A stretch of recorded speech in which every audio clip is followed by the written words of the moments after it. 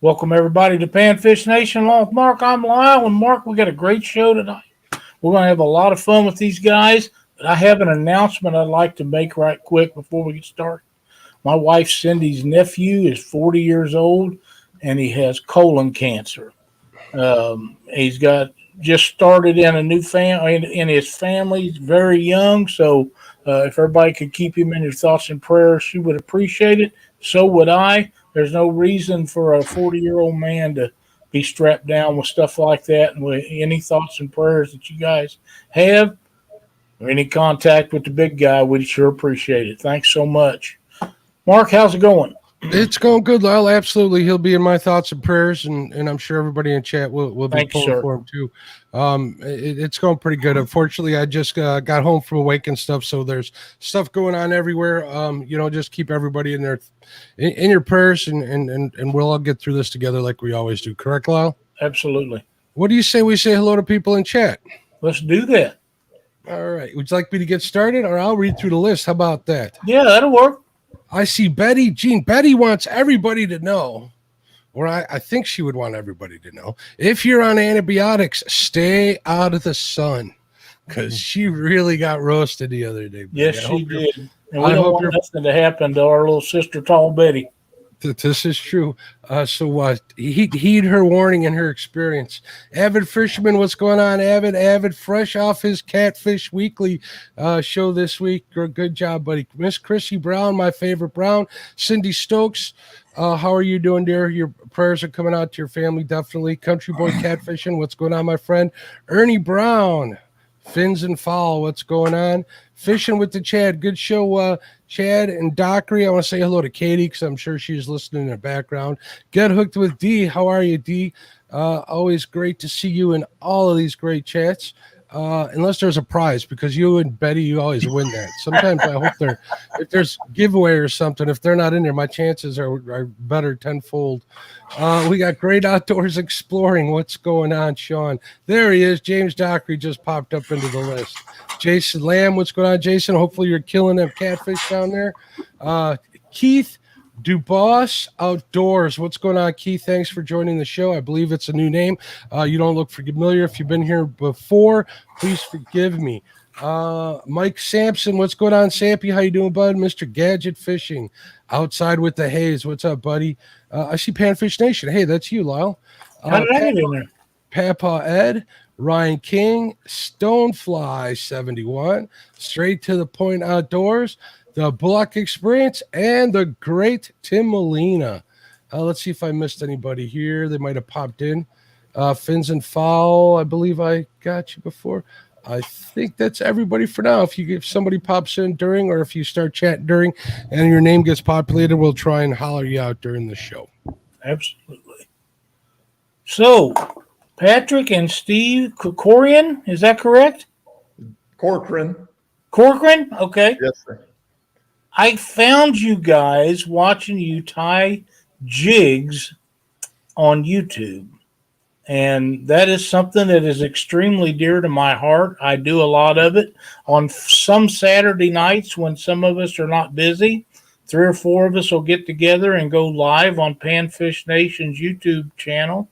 And we'll sit there and tie jigs and explain to people how we do it and then give them away. And we have a good time doing it.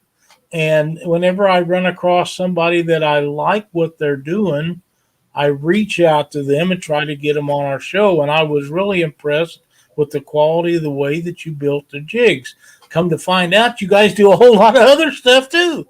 Well, a little bit of it, a little bit of everything, I guess, for crappie fishing, and then the air rifle gun stocks and pistol grips. And so we like the outdoors, so we absolutely all of it. Well, that's great. Why don't you tell us a little bit about yourselves and where you're from and what all you do, so we can kind of get this. And yeah, I did say do. Just get ahead. I know that's coming in chat. Somebody's gonna cut that out in chat. That's it. We got to get a copy. But go ahead and let everybody know what you're all about, because, like I say, the Jig Time is just a small part of it, and that was the part that impressed me the most. Well, We live in Gainesville, Texas. Both of us grew up right here, and we're both actually getting to live on property that we grew up on. That was our grandpa's land. We spent a lot of time hunting and fishing on this property right here, all of his stock tanks and creeks and different things like that. So it's something that we both grew up doing. When you're kids, it doesn't matter what fish it is, as long as you get that tug on the other end. So That's right.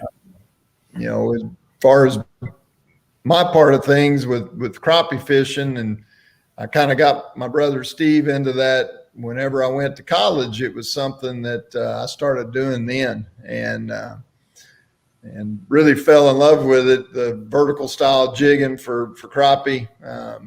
We don't use any live bait ever, so it's just. And there were some gentlemen there that I learned from that tied their own jigs, and those guys always left with 25 fish. It didn't matter. And so I kind of got interested in that and began buying jigs from a gentleman from Cross Plains, Texas, who made little hair jigs. And he had his own head mold and all kinds of things like that. And so really got into that. My brother Steve would come down and visit me, and we'd go to that lake and do that during the winter, and kind of got him hooked into it too. And so I decided I wanted to start making my own stuff at one point. And just like everybody does, you go to Bass Pro Shops, you buy a vise and feather. I didn't know what I was doing. And of course, you didn't have YouTube and all this stuff at that time. So first time I sat down at a vise, I didn't have a bobbin. So thread was going everywhere. And so that kind of put a hiatus on that, put a kibosh on it for a while. And I didn't pick it up for another couple of years till I started coaching and teaching out in West Texas. And got to the summertime and I needed something to do. So I got all that stuff back out. And well, it's kind of grown into where we're at today. So, buying products from sources all over the country. The first feathers I bought were from a place in Oregon, and the colors changed all the time. You order a chartreuse feather, it might be more green, it might be more yellow. And, so I have all these supplies, and I'm like, through time, you just developed your own thing. And whenever we wanted to start this business, one of my goals, I wanted to start dyeing feathers. And so that's a big part of what we do now. And actually, because of getting all those different kinds of chartreuses and different blues, and I found different uses for them through time, I now try to dye those colors. So I have them. Try to match them up, right? Yes. And because, my big thing is I like to match plastics, and, Bobby Garland, all these guys, they can pour anything. And I've kind of gotten a pretty good niche of being able to copy most of those. Our chenilles are based off of those things, and my feather colors are too. And so that's where those videos come in. If you and watch them, you'll hear me say what we're trying to make. And of course, you got your own patterns that you've come up with over time as well. But so that's pretty much what's led me to this, and where we're at today and what we're doing. But Steve's story with the gun stocks is a little different, I'd imagine. Steve Corcoran. I've lived in Texas most of my life, married 27 years, got 2 daughters. They're out of the house. And so it's just the wife and I again. And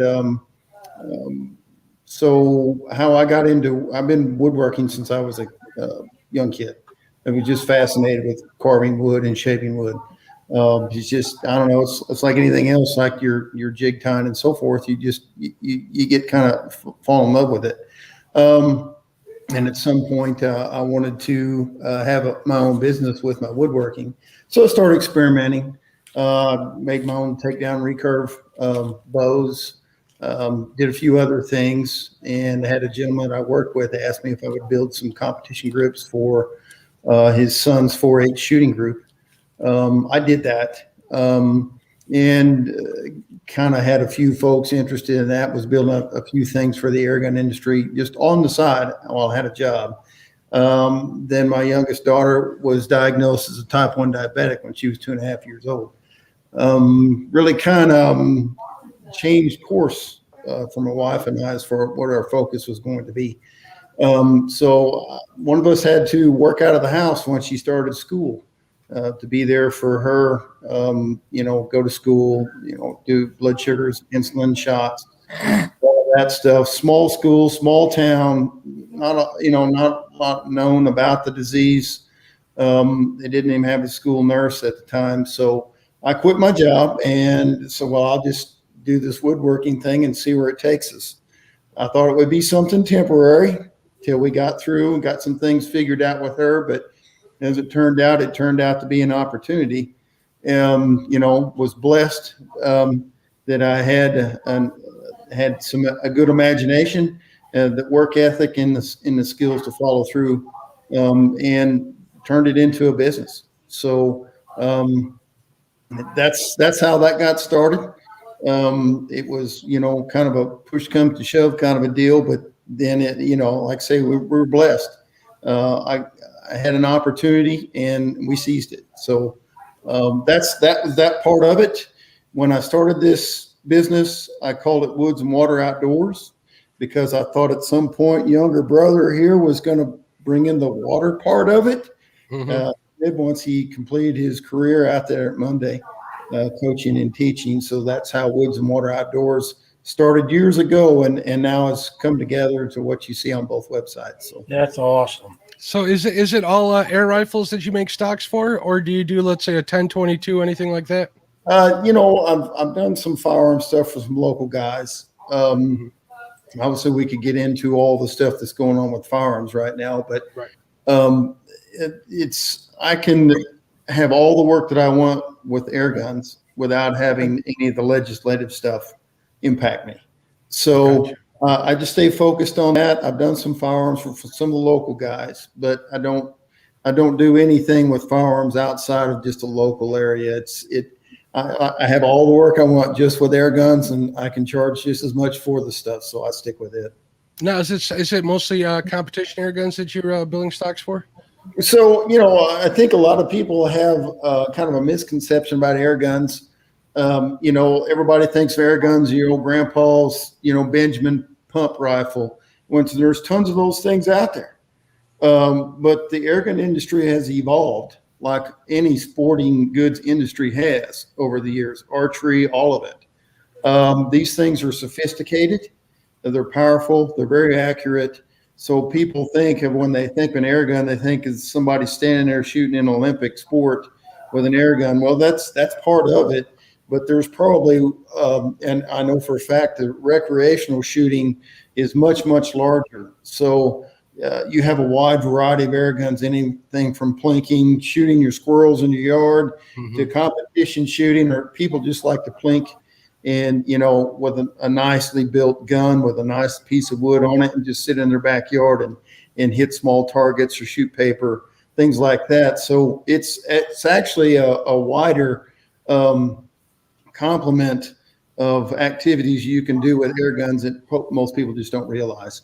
Yeah, they're quiet. They're cheap to shoot, not necessarily cheap, because I know there's some high dollar air guns out there. Yes. They're expensive, but ammunition for the most part is readily available. And you can buy a 10 of 500 pellets, and you can spend 4 hours shooting that stuff for $10 or $12. You just can't do that with a firearm. You pull the trigger 2 or 3 times and you're ready at that amount. So, but there's a lot of the guys that we work for, some of the older gentlemen who have gone through that gamut of firearms. They don't want to pull something that's kicking them in the shoulder and loud and have to wear all the earmuffs. They just want to plink and shoot and still enjoy the sport of shooting. So they all, sooner or later, they all kind of turn to the air gunning world. It's definitely something fun to do, especially with the family and friends out in the backyard. It's not It's a as good. That's one thing that I like about what we do. It's very family friendly.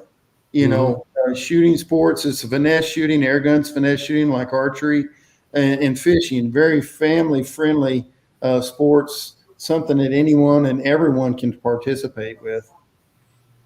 Absolutely. I'm going to say hello to a couple people that showed up a little late in chat. I see Mike Irvin in there. I think I saw Cunningham Outdoors. He was a guest on our show. Thanks for coming back. He was in. Robert Andrews. We got Kelly at the Bullock Experience. We got your friend and my friend, Mike Chavez from Fishing and Cooking with Mike Chavez. I see Kevin Baker. Kevin added Nuts and Bolts Fishing to his name. How you doing, Kevin? Tom Harris, a.k.a. Papa T. What's going on, Papa T? I see Justin's Fishing Fetish. I see Ryan King. I might have said Robert Andrews. We have Eric Massey Jig Company in the house. What's going on, Eric? Country Boy Catfishing. Hopefully I didn't miss anybody else. Uncle Lou, obviously. Hello, Uncle Lou. How you doing, bud? Uncle Lou just got a load of new rods in, so keep an eye out for the Uncle Lou catfishing rods, I'm assuming. Justin crappie rods. Fetish has joined us. Hey, Justin, what's going on, Gabby's dad? I think we're good. Yep. So one thing I wanted to make sure, I know I'm a city boy, I'll admit it. Stock tank. What is a stock tank? I know it's something different in Texas than it is up here. So if you could explain to me in the chat what exactly a stock tank is. Really, it's just a pond. I guess we call them, stock tanks actually supposed to be made out of concrete, I think. But we just refer to our mud ponds as stock tanks sometimes. But I think they were mostly initially, we call it, maybe it's short for livestock tank. Everybody in Texas who owns any kind of land has cattle. So you have to have a water source for them. If you don't live near a creek, you get out, some machinery and you dig a hole and you hope it rains. So that's a lot of what a stock tank in Texas is used for, is to water your animals, your cattle, and so forth. And they got to be pretty decent size if they got a lot of crappie in them, right? Yeah, I mean, it's they're probably average depth might be 10, 12 feet. Yeah, that's pretty good size. It's become quite the recreational sport in Texas to buy land and pretty it up. So these stock tanks are becoming larger bodies of water because it becomes a lot of people. They buy these places and they make them retirement or getaway estates.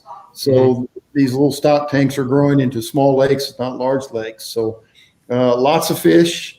That's part of it too. Every one of these bodies of waters has some sort of fish in it.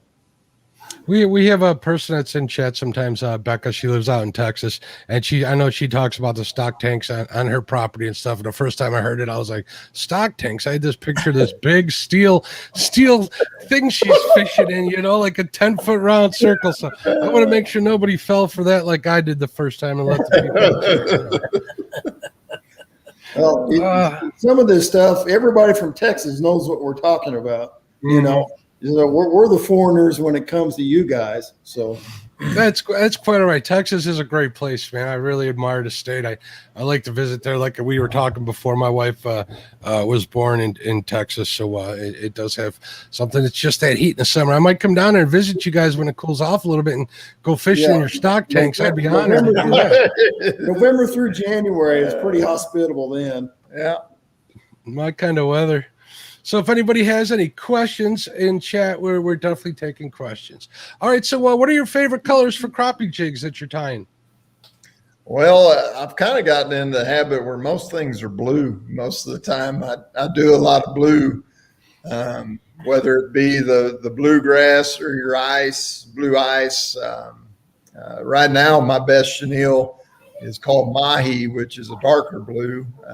I'm having quite a bit of success using it. So, but then, of course, everybody puts chartreuse in everything. So that kind of goes with just about all of it. But So I'm kind of a blue junkie. We have a little lake that we've spent lots and lots and lots of time on over the last 20, 25 years. And it seems like it needs to have blue in it if you're going to catch anything there. It doesn't have to be all blue, but it needs some blue. So if you look through our selection of things, you're going to see quite a bit of that. And it was because of that lake. And so.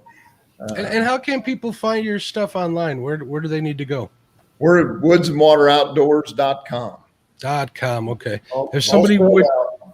If someone would be kind enough to share that link out in the chat, we'd really appreciate it. Now, there was one thing that I had told you before the show started that I was looking for on your site and I couldn't find. And now I remember what it is. It's bucktail. I do not tie with bucktail. That's why I couldn't find it. That's why you can't find it. So I do know the tailing materials is one of the areas that we probably need to grow in. For the most part, through my time, I've used kip tail and hackle. And so, and really, I started off using saddle hackles early on because, when I started really tying and got into the feather portion of things probably about 17 years ago, I didn't notice neck hackle being an option. But now everybody wants neck hackle because they want to cut the V's, right, and do those things. But so I was a big saddle guy, so I have actually a lot of saddles, strung saddle. Right, and that's if I'm going to use one of the other, I would prefer that. That cutting the V's out takes too much of my time. Yeah, my time's worth too these much. hands are very dainty. I have a hard time doing it. Look like sausage links. It just takes too much time for all that for me. By the time I do all that, I could have already built another one. So yes, I agree. I don't do it. And so if you notice, I don't use V's. I did notice that, and I thought maybe I was the only one. Because everybody talks about saving this and saving that. Man, when I cut out of what I want of it, the rest of it goes to trash. I don't have the place for it, don't have the time for it. Right. And that's maybe one of the reasons why I like bucktails. That may be. You can use a lot more of your material, that's for sure. So, well, to be quite honest with you, Lyle, when I tie, I use a lot of hair, more so than Patrick does. I don't use as much. That's what happened here. Well, I've got a little bit more from a haircut. But I do that just because it's the simplicity of it, and so I can tie a whole lot more, just like what you said. It's a lot more efficient that way. Yep. But there's certain colors you can't get that stuff in, and that's right. And you get a lot more movement out of them feathers too. So it just depends on the situation, time of year, and what we're trying to do, what we're trying to accomplish fishing wise is what I tie up. But I'm a hair guy myself. So I have to say, after looking through your site a few times, and I have a list already on there. I just need to finish it and send the money in and get you to ship it to me. But you guys have got one of the greatest selections of chenille that I've ever seen, and some of the most beautiful stuff. And you can buy it in small quantities, or you can buy a big quantity of it. And nobody that I know of offers the quantities that you do. Well, as somebody that has tied for a long time, one of our main missions here is to actually cater to what crappie fishermen and jig tiers need and want. Whereas the rest of these companies are just companies that sell products. They just want to make money. They don't have a guy sitting there that's trying to make jigs too. So, it kind of became a fun thing for me to play with the chenilles and see what I could create. And, we did a lot of, like I said, in college and for many years, we did a lot of public fishing on public docks on some of these lakes. And, you sit there and see some guy with his plastic, catching a dog out of them. I've never seen that plastic before. Well, a lot of these people are pouring their own plastics. And so, and then when they get done with them, they just throw them down on the dock, right? So I'm sitting there walking down on a dock one day, and I look down and I see this plastic. I pick it up and I'm like, well, this is a private pour. This is not, I've never seen it on any website or anything like that. Not a commercial pour. And I'm looking at it and go, yeah, I can make that chenille. I send him an order, and a couple weeks later I got it. I whip it up, go out there to that same dock. I start hammering fish with it. So I got him at Lyle, got me into tying some jigs. I don't do as much as I wish I had time for. But when I caught the first fish was actually a bass, not a crappie. I got like a 1.5-pound bass, and then I slayed the crappie on just a little white, 1/32 ounce jig, and man, that felt good to get on there. That get on that fish with something that you made yourself. That's definitely a good feeling. So, and you've been doing it for how long? So I guess the feeling doesn't get old. it does not get old. I've been tying for 20 years. So once I finally got into it, after I figured out all the things I needed to have, but so yeah, that. And whenever you create something that nobody else has, and you go out there and you're, especially like I said, we fish a lot of these public docks, and you're just sitting there catching fish left and right, and they're looking, where'd you get that? You get a lot of attention. Some of it unwanted, but you get a lot of attention. I'll bet. Now, do you fish big lakes or do you fish small tanks when you're crappie fishing? We fish, the Corps Engineers lakes and everything here in the area. I prefer the smaller impoundments, the less than 12,000 acre type lakes. But we've got a lot of big Lake Texhoma's 20 minutes from here. Ray Roberts, we can be on it in 15 minutes. Those are big bodies of water, and fishing those is a little different. So, Yes, it is. They can be demanding. The quality of the fish, especially on Texoma, is really good. And then we've got Fork about 2 hours east of us. Everybody knows about it. So Yeah. What's it like fishing on a lake like Fork that's so pressured? I mean, it's pretty well known nationwide. I mean, this city boy knows about Lake Fork. I imagine the pressure makes it kind of hard to fish. Well, it depends on what species you're going after. If you're bass fishing, that's a problem. Yeah, I'm not bass fishing. The population of crappie in that lake are so good that I don't know that you can fish it enough, to be quite honest. Really? Wow. Yeah. So it's that good. You go out there, you catch whatever fish you want. It's been like that for quite some time. So the things that have made it a good bass impoundment are the same things that make it a good crappie impoundment. But it's known for its bass fishing, and but everybody that crappie fishes, they know about it too. So well, that's the benefit of tying your own stuff. You're gonna go put something in front of their face they've never seen before. Yeah. That's exactly right. And you're mostly vertical jigging, is that what you were saying? Mostly vertical jigging. So we got a few lakes that we fish. We'll shoot some docks at certain times of the year, but when you say vertical fishing, like yesterday, we went out a little lake here by our house, and those fish were hitting the jig on the drop. So we're backed off the brush pile and pitching over the top of it and letting it swing into it. And right about the time it'd get to the top of that brush pile, you'd see that line pop and set the old hook. So, you do whatever the fish tell you to do. And if we need to cast at them, we'll do that too. There you go. I'd like to welcome Stu in from the Total Angling Experience. Glad to see him in chat tonight. Stu's a great guy. He's a big crappie fisherman too here in Illinois. He is. He gets some monsters as well. Thanks for coming in, Stu. It's always good to see you, bud. Parker Pursuits. Tim Hey, Malone. Jerry. And Cunningham Outdoors is still in here. So cool. Yes, he is.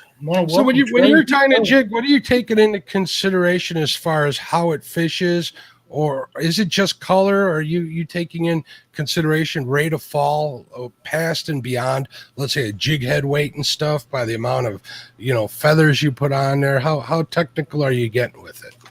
Well, for the most part, I'm not going any more than 2 feathers.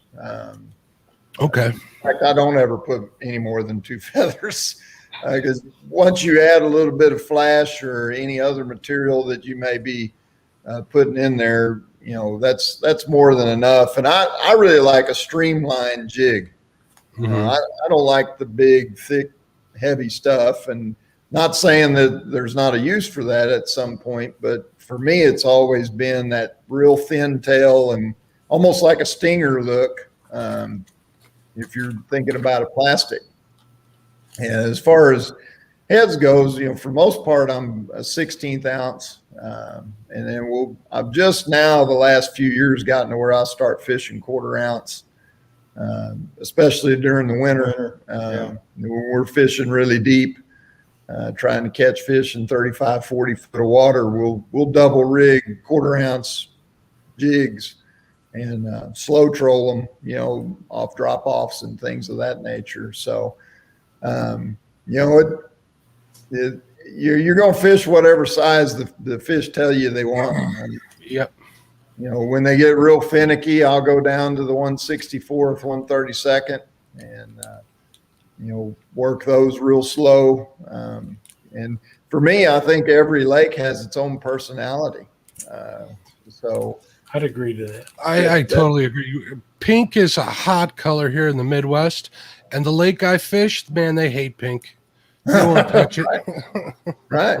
So it's like I told you about that lake that kind of led me to creating all these different chenilles. At one point, I had 4 tackle boxes that I would carry, and so there were 24 colors in each one of those. So that's what is that? That's 96 different color combinations. Well, every one of those at one point had caught 25 fish on that lake. And it seemed like every year I had to create something new just to catch fish on that body of water. So that's that great chenille selection that you've seen, Lyle. That's your reason. That's why.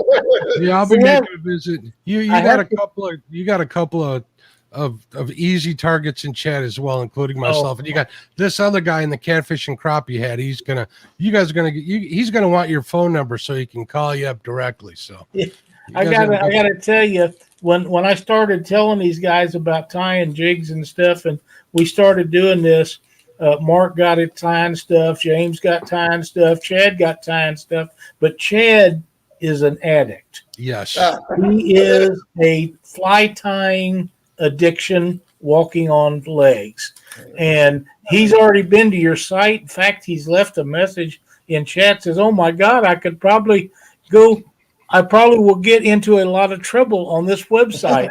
And I warned his wife before the show. I warned his wife. You warned his wife. I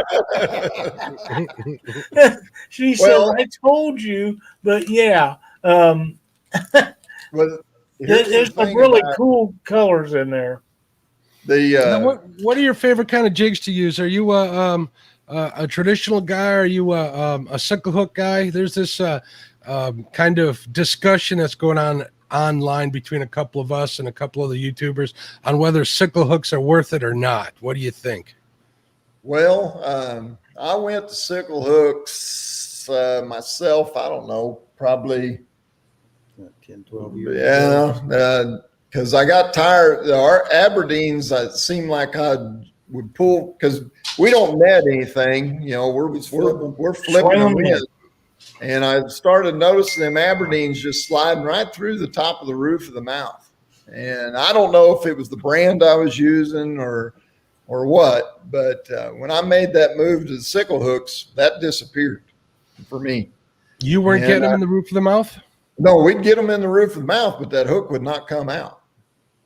So that's good. They would stick. I use a sickle hook I actually use those Pro V Aberdeen hooks for panfish, and that's exactly what I'm finding with them is you get them in the top of the mouth right through the snoot and it does not come out. Right. So I mean, that's where I'm at with that. I'm not saying that Aberdeens are, not going to do the job, but they've been working for decades. A long time.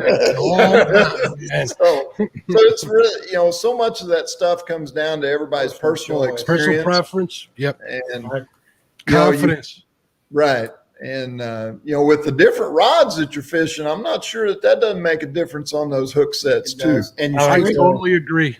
Some of them are a lot different than others. With the introduction of these light, high tensile strength braided lines, it stresses everything in ways that these components hadn't been stressed in years before. So With that braided makes a big line, difference. people have to learn to use braided line. Yes, you do. It's not monofilament. It's if you ever get adapted to it, you'll never go back. But some people don't get adapted to it, and a lot of that's because they don't take the time to learn to use it. They're so used to using monofilament that had stretch, and with braid, there's no stretch. Myself personally, I love that, but a lot of people don't, and a lot of people just can't get used to the fact that the stretch is not there, and they do a lot of things with that you can't do with that, and you go back to monofilament, you get away with it. Right. Well, we use a lot of the braid during our winter months up here. That's when we're fishing that deep water like that. Right. Just the sensitivity and the strength of it. And you're not fishing around brush or timber or anything like that. So you can use some lighter weight stuff, tip it with, with fluorocarbon, stuff like that. But if we're hand lining, we're fishing anything 20 foot and less, it's pretty much mono for us. Yeah. Okay. Yeah, I use a 4 to 6 pound mono. I just started using 10-pound braid, but that's because those rods double up as long line trolling rods. So, but I'm finding it works good for if I'm fishing with a cork or if I'm casting to them. I don't do much vertical jigging. It's something that I need to practice because I can't get my darn trolling motor to stay over that brush pile for me. It's going to take me a while to get it to stay in one spot, but I'm working on it. And we got a question from Cunningham Outdoors real quick before I forget. He says, I might have missed it, but you guys make walleye jigs. We carry a walleye head, but I haven't gotten into the making of the walleye jigs. So, and actually the head that I carry, when I told y'all about the older gentleman I bought jigs from when I was in college, I took a bunch of his jigs apart and I had a mold made of them. So there you go. And are you pouring your own jig heads? Yes, sir. We do. We have a spin cast machine here. We have custom molds made. So yes, we pour our own heads and sell them. Nice. Very nice. And I have another question from Keith DeBose. Now, Keith lives out in North Carolina, and he said he just got home from Lake Wiley. He's sunburned and wore out, been vertical jigging, but can't get any size, just numbers. Any advice on areas that might hold bigger fish this time of year? Well, not knowing much about North Carolina, but I would be, if the lake has standing timber in it, that's more than likely where the larger fish are going to be.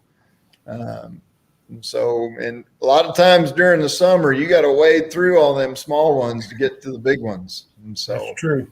There might be a 15, 20-minute window when you do catch the larger ones, and then they're done. So it's a matter of sticking it out. And a lot of times, if you've been around some of these guys that fish professionally, a lot of times those big fish go rogue. They'll just go out and they'll just be by themselves in open water on drop-offs or points, humps, stuff like that. That they don't do the same things that the smaller, younger fish do and stick on brush piles, stuff like that. So if there's a lot of bait fish population in that lake, you might find them things just God knows where. So it's really kind of a tough deal. It's in you're fishing for one or two fish. That's a needle in a haystack right there. Yeah. And, if I'm not mistaken, correct me if I'm wrong, it's just been recently in the last few years that we've kind of confirmed that that's a fact because of the use of stuff like live scope and stuff, correct? Yes. And that's what proved that out. Like I say, I got to know some professional crappie fishermen, and that's what they're finding out, that they're finding fish where they would have never fished before. Mm-hmm. Everybody's looking for piles and stuff, and that's not always the case when it comes to the big ones. What I always tell people when they want to find bigger fish is move. a lot of chances. For some reason, at least I find that a year class fish sticks with the same year class fish for the most part. You know, early spring, late fall, when they start to commingle is when you can start to peel. At least up here in the north, when they commingle together, when they mix together, you can start getting different sizes in the same piles of fish. But in the summer, they kind of stick together for some reason. I don't know why. And that's true down here in Texas too. Yeah. We have our local addict, Mr. Chad says, can you explain the difference in your chenille medium size versus a 72-yard skein? He's already on the website. Yeah, he's picking you apart, man. I think he wants to know how much difference is. You get 172-yard. How much is in the other? Okay, so just the $3.45 bag has 20 feet in it, and then a skein has 72 yards. That's how I should be. That's what Alibi.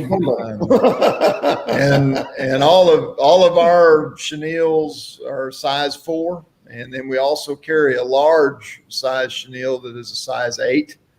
And the reason why, I did that, and especially the large, is more people are fishing quarter-ounce size jigs, it seems like, and if you're traditionally, most people carry a size 2, maybe a size 3 chenille.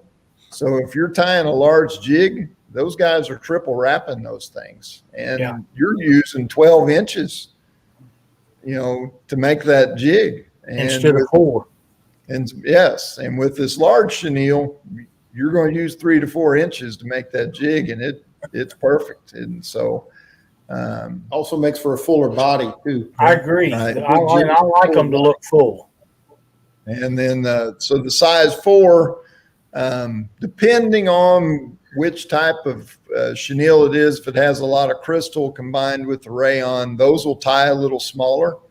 If it's just a speckled chenille, which is 2 rayons or 2 nylons mixed together, those tie a little larger in the size 4. But through my experience, I settled with size 4 because I could tie, up and down the spectrum jig sizes with that without having to waste material or use more than what I needed. Right. So we have James Dockery made a comment, said a 72-yard skein would last Chad 1 week.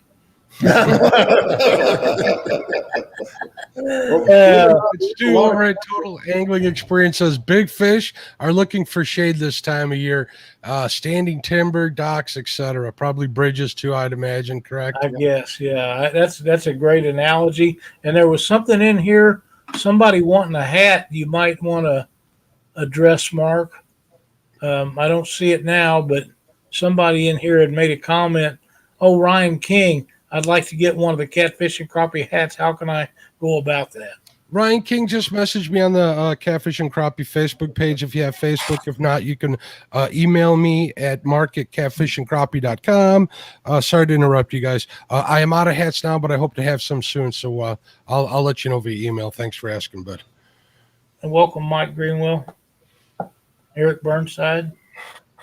Cool. Yeah, I knew once we got into your page, your store, that we'd have some guys looking while they was listening. Instead of watching, they go over there and shop. And that's okay, because we got people in chat that are good enough to post your links to your YouTube page and links to your store so they can go there, and if it's something they're interested in, they can save those links and go back to them all the time. And hopefully, while they're on your YouTube page, they'll go ahead and subscribe and turn on the notifications so when you come out with new videos, and I promise you'll want to do that because the videos that they put out are really well done.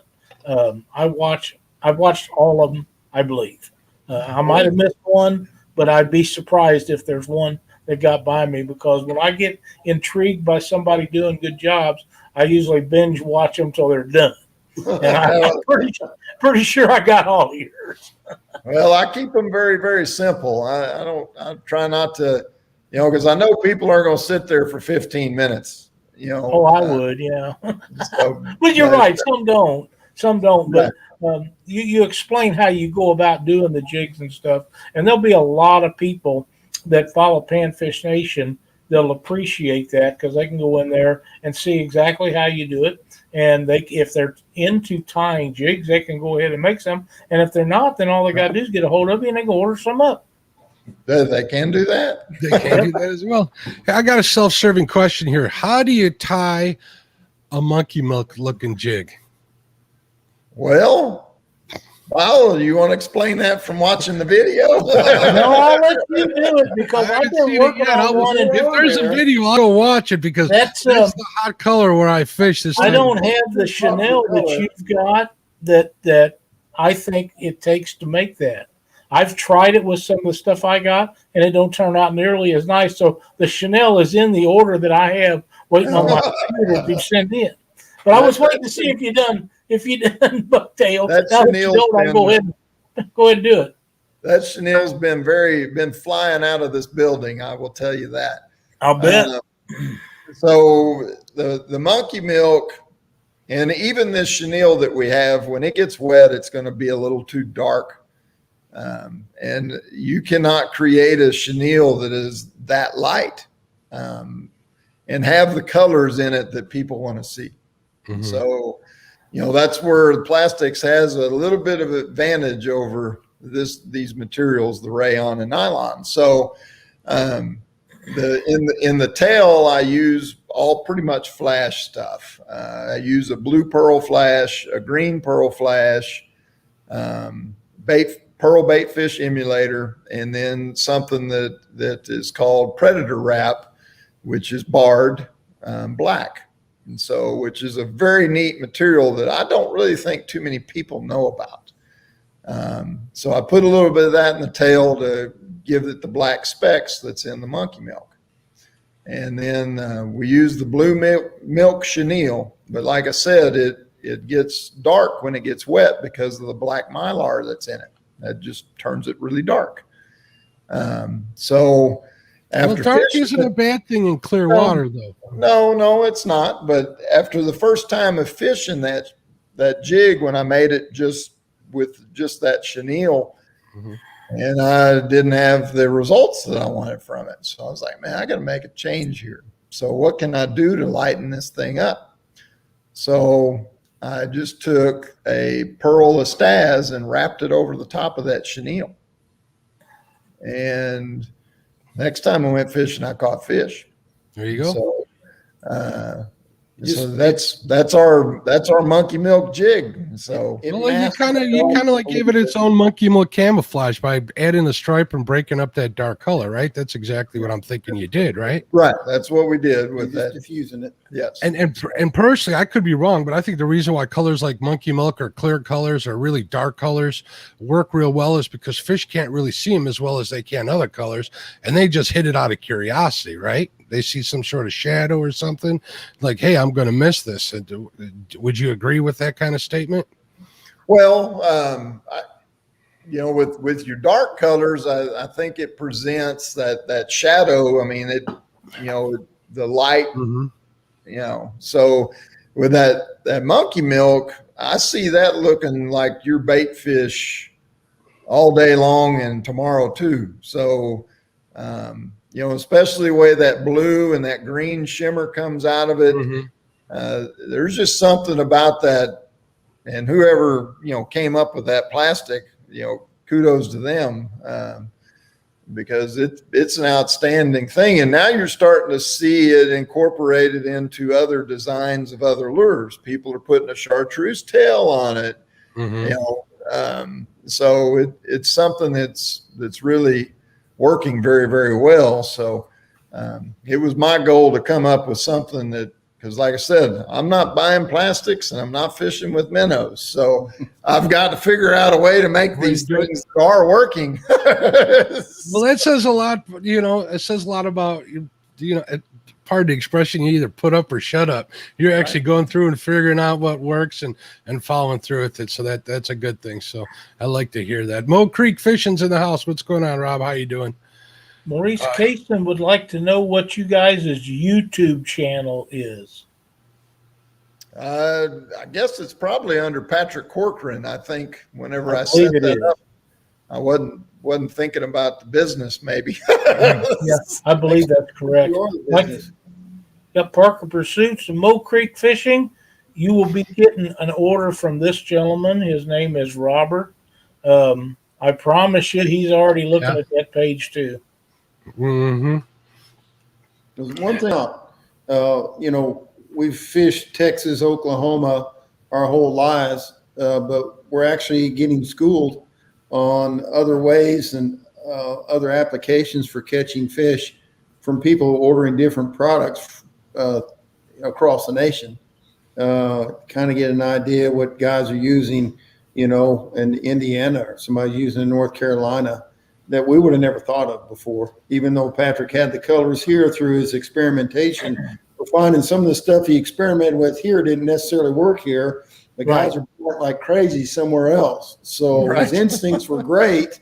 They just weren't Texas great, but they were great for other states. So we're learning a lot of this as we go along. That's cool. 351. It never ceases to surprise me what works and what doesn't. You'd think something, oh, this has got to work. And then like last weekend, I threw something called Mardi Gras. This was the loudest, most gaudy looking little 2-inch paddle tail. I won't mention the name. And I caught a ton of fish on there. I got bass, crappie. I even got 2 walleye on that darn thing. I was so surprised. Well, I'm going to tell you a funny little story. I have a Mardi Gras myself, but I don't think it looks like the plastic. A long time ago, we used to fish a little tournament on a lake down in Central Texas that was put on through the college I went to.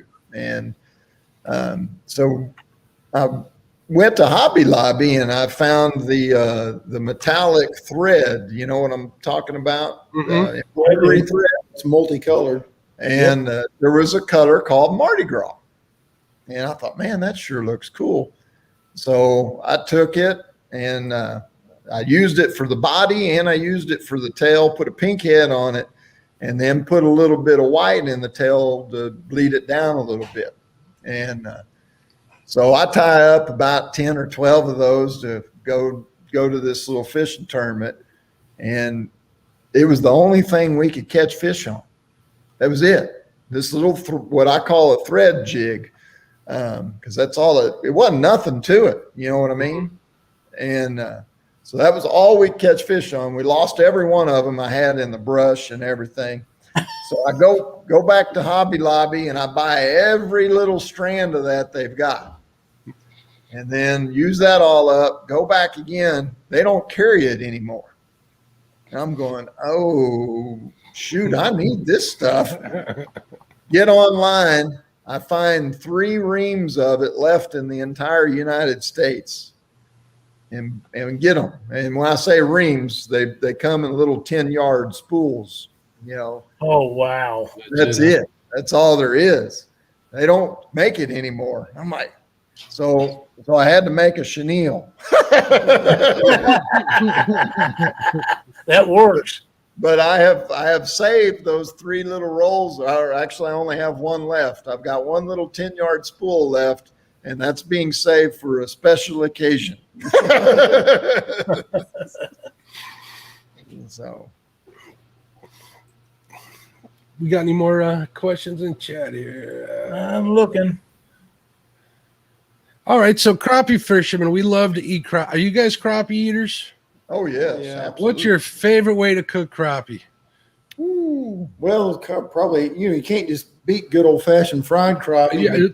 Okay, outside of fried, how else do you like? Outside of fried, how else do you like to eat them? Because you're a man after my own heart when you answer like that. But Well, that's not the only way I eat it. Well, I'll grill it and use basically almost the same seasonings as I put in my my breading for my fried. But I also add Parmesan cheese on top of it. Ooh. Kids kind of like that. And we've made crappie cakes. Those are good. Oh, those are good. Those are good. And then Like a salmon patty, except you use crappie. Crappie, yep. I'll bet that is good. And I have used it in gumbo, but you don't know it's in there. you can smell it, but you can't see it. So, those crappie cakes are a winner. You know what I tried once? I diced them up and I mixed them up with hush puppy batter and I made crappie hush puppies. Those were pretty good too. Those weren't bad at all, with a lot of cayenne in it. But I'm a madman when it comes to heat. So I have another question in chat from James Dockery. Have you guys ever thought about making and selling plastic tubes? no, we have not. And so, really, if you look at everything that we have in our store, I owned all that personally before we started this business. And so when you talk about the amount of money that somebody has spent on tying their own jigs, I just never really, and I'm kind of frugal in this way, I never really saw the reason to spend all the money on the plastics and everything too. Yeah. And so, because this is where I was headed and it was the direction I wanted to go in. So I haven't put that to, as one of the things to do just yet. So, there's so many people out there that have that covered. I don't know what else they're coming up with stuff all the time. I can see that being fun, to pour things and let's see what color we can create today. But my preference is to do it with feathers and chenille. So there might be a way to recreate a tube jig, right? Tying one up. I don't see why you couldn't figure something out like that. Oh, all kinds of people use the combinations. Yeah, all kinds of people use plastic in these ties too. You take your spinner bait stuff and cut them like up. the twister tails. They cut off the tails on them. I've seen those quite a bit, like that. And So do you get into any of the beads and the UV cement stuff, or are you guys not doing any of that?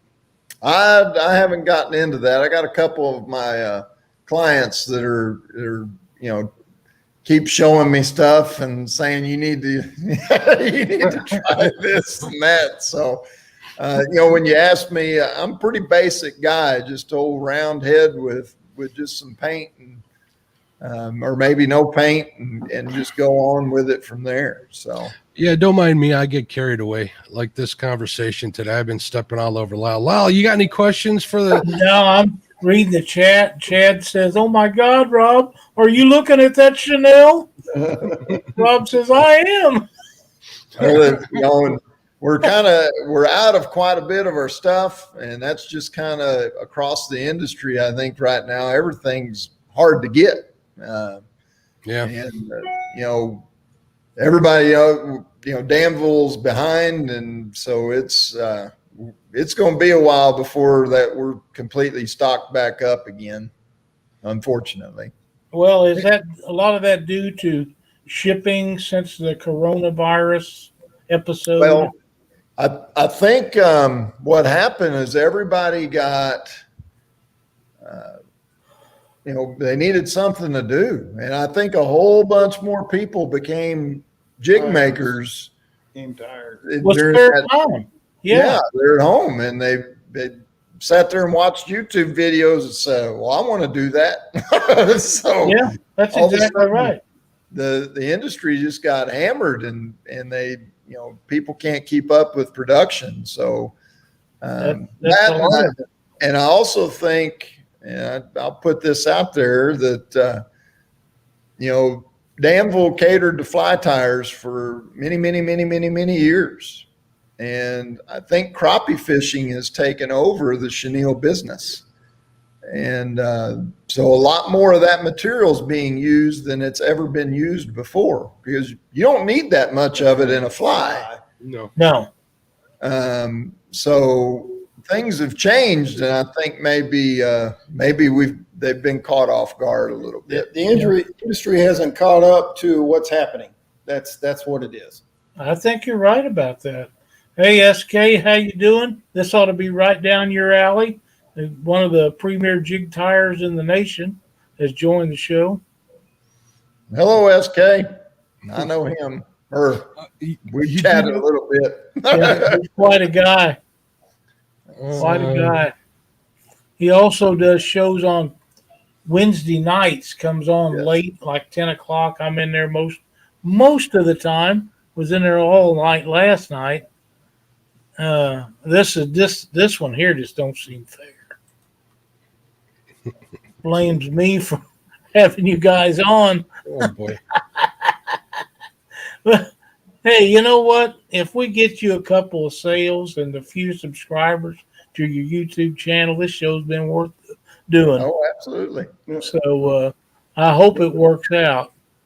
One of the things we would like to see happen, obviously, and it would benefit our business, is get more people involved in this. We'd like to see a youth movement towards this.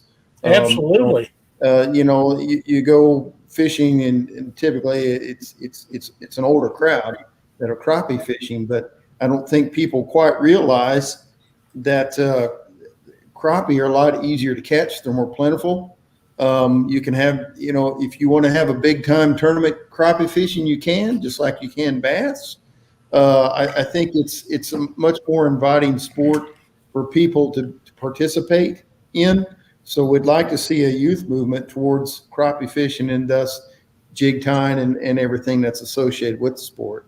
And if you guys figure out a way to do that, I will help you in any way I possibly Absolutely. can.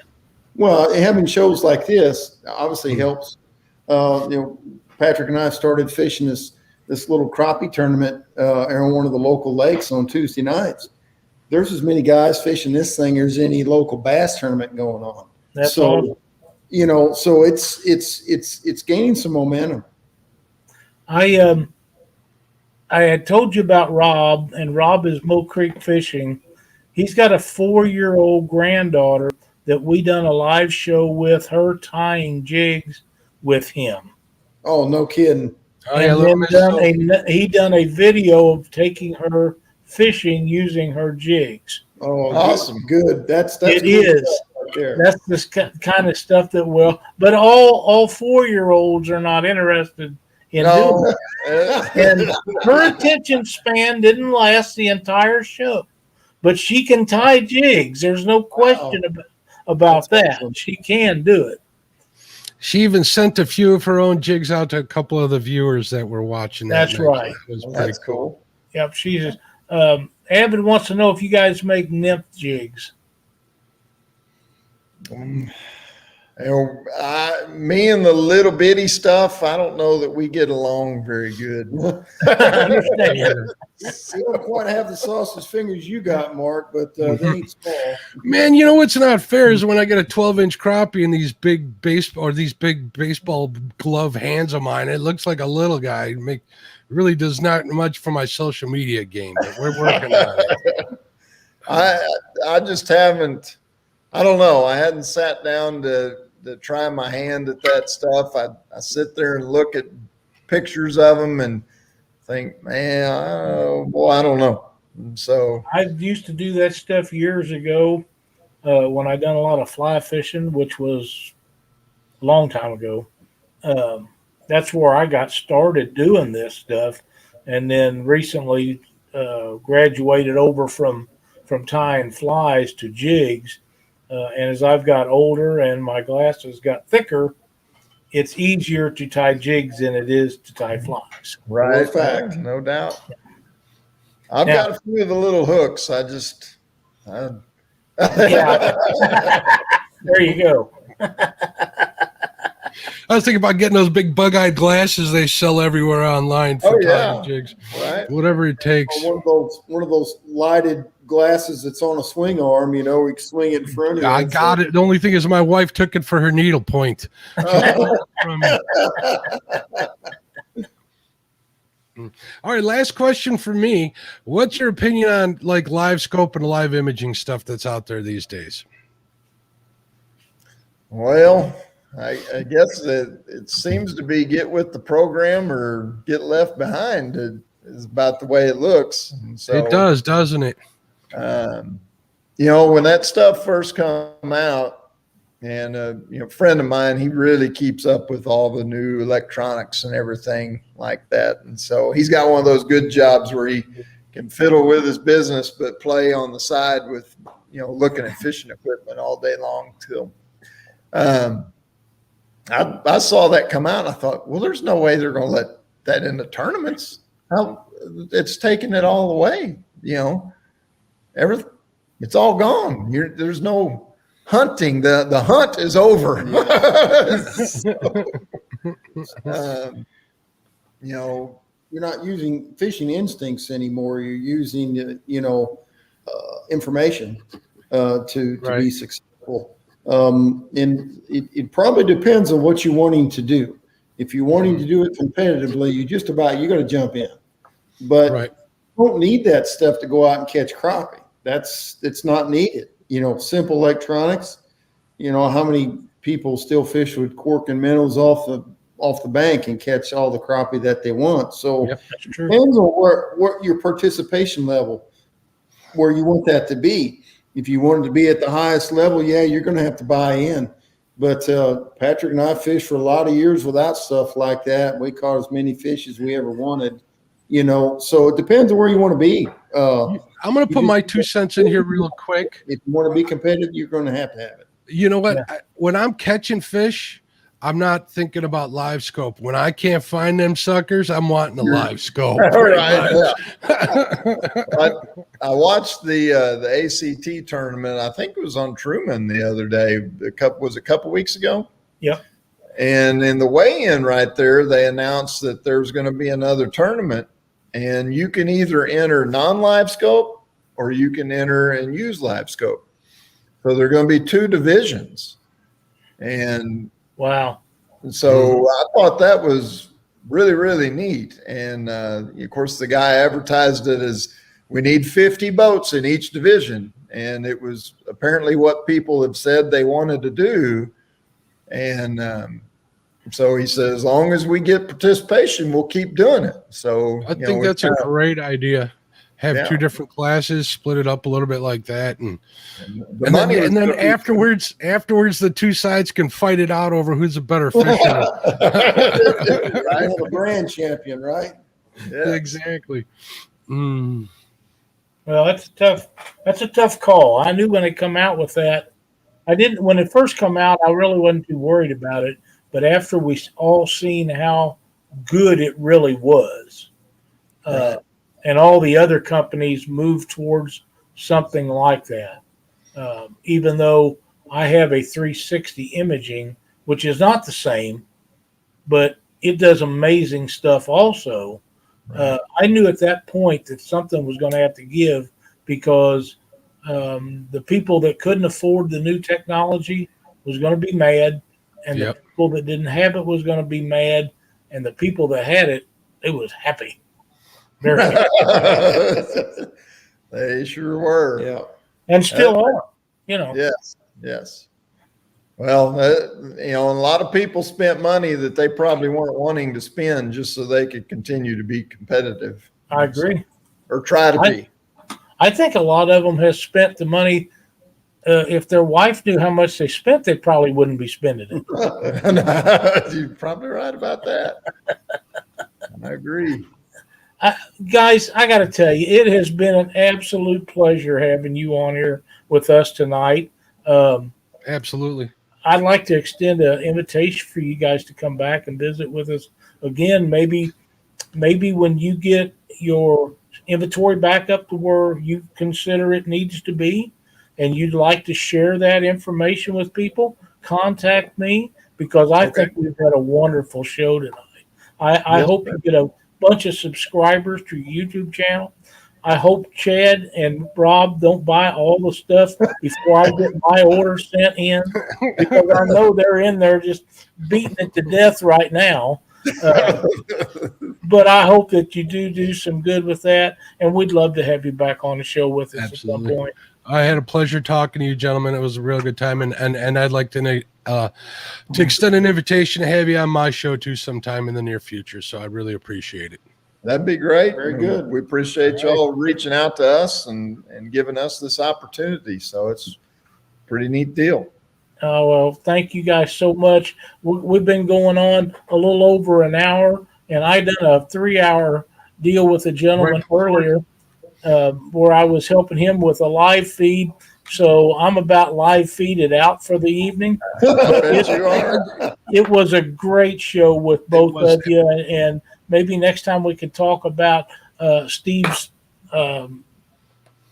wood custom grips and stuff that he makes for the air guns Stocks. a little Absolutely. bit more. All It that- doesn't sound like he needs a lot of help getting work, Sounds like he's a pretty busy man but too. you know, you never I've know. been doing this. I've been doing this as long as Patrick has been doing his crappie stuff. So That's awesome. I'd say plenty busy doing it. But guys, it's kind of neat if they want. We have crossover links between both websites. There'll be people go over and take a look. It's just kind of interesting and cool because a lot of people don't realize how far the air gun industry has come. Oh, I know. It's really kind of amazing. neat to see some of that stuff, even if It's if amazing. you don't buy or interested or anything. So. Well, keep those fly time, jig time videos coming out because it gives us old guys something to do when we're not busy. And You one bet. thing I did want to make an announcement, guys. I was going to go live tomorrow and fish tomorrow morning. I am having some brake troubles in my truck. I can't haul my boat. I apologize. It's nothing more than that. So if you're expecting to see me dragging baits for those big flatheads tomorrow, I'm not going to be able to make it down to the river. I apologize in advance. So that's what's going on, guys. Okay. All right. Well, again, thank you, Patrick and Steve. We appreciate it so much. And I want to let everybody know there's a bunch of shows on. I'm not going to try to hit them all because I always forget somebody. But the one I can remember is Monday night on Catfish Weekly. Fishing and stuff himself. Keith will be on the show, so please join us. It's going to be a lot of fun. That's going to be a great show, Lyle. And I'm going to put a little teaser down. I'm waiting for confirmation. It has to do with weather, but I might have a really big guest on right afterwards. He had agreed to wait until Keith and you are done, which might take a little while. You never know. But if he's at home and he's not out of town because of work, we're going to have a big guest on my show too. So And that'll make for a great evening of it entertainment. sure will. Thanks, everybody, for watching. See you next week. Bye-bye, everybody. Thanks, guys.